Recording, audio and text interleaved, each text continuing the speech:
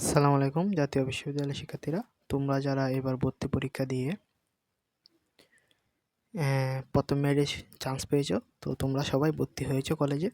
তো কলেজে ভর্তি হয়ে গেলেই যে তোমার ভর্তি কনফার্ম হয়ে যাবে, বিষয়টা এরকম না। তো তোমার ভর্তি কনফার্ম হয়েছে কিনা সেটা তুমি কিভাবে বুঝবে? তো তুমি তোমাদের রেজাল্টটা যেভাবে দেখছিলে ঠিক সেভাবে গিয়ে তোমরা এরকম একটা ইন্টারফেস দেখতে পারবে। তোমরা তোমাদের অ্যাপ্লিকেশন আইডি অথবা রোল নাম্বার দিয়ে লগ ইন করলে এরকম একটা ইন্টারফেস আসবে। তোমরা যেখানে গিয়ে দেখতে পাবে যে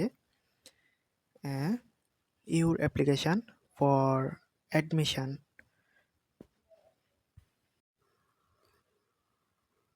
is now pending for approval from the college authority. তো এখানে যে পেন্ডিং দেখায়, মানে তোমার ভর্তি এখনও কনফার্ম হয়নি। যদি কনফার্ম হইতো তাহলে এখানে কি অ্যাপ্রুভাল দেখাতো, মানে অ্যাপ্রুভ হয়েছে।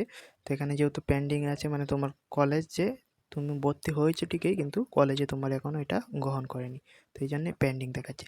তার মানে তোমাদের ভর্তি কনফার্ম হয়নি। আর যদি ভর্তি কনফার্ম হয় তাহলে কীরকম দেখাবে, চলো দেখে যাই।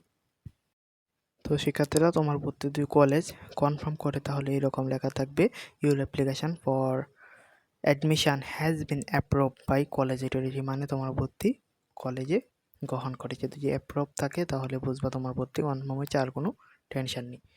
আর যদি পেন্ডিং দেখায় তাহলেও টেনশন করার কোনো কারণ নেই, কারণ কলেজে একটু সময় নেয় কিন্তু ঠিকই অ্যাপ্রুভ করে নেই।